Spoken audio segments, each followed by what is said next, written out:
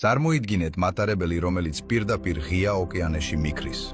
ეს არ არის კადრი ფანტასტიკური ფილმიდან, ეს რეალობაა ჩრდილოეთ გერმანიაში. ჩვენ ახლა ვიმყოფებით მარშრუტზე, რომელიც ჰამბურგს კუნძულ ზილდთან აკავშირებს. ეს არის ინჟინერიის ნამდვილი საოცრება, რომელსაც ჰინდენბურგ-დამი ჰქვია. ჰინდენბურგ-დამი 11 კილომეტრიანი დამბაა, რომელიც ჩრდილოეთის ზღვის ვატების ზონაში გადის.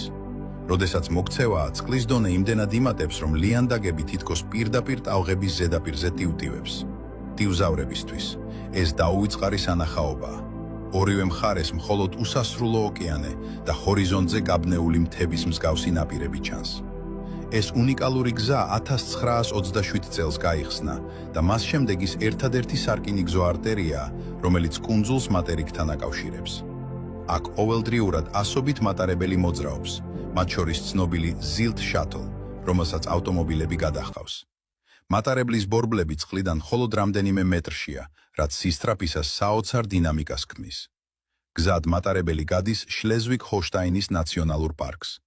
ეს ტერიტორია იუნესკოს მსოფლიო მემკვიდრეობის ნაწილია.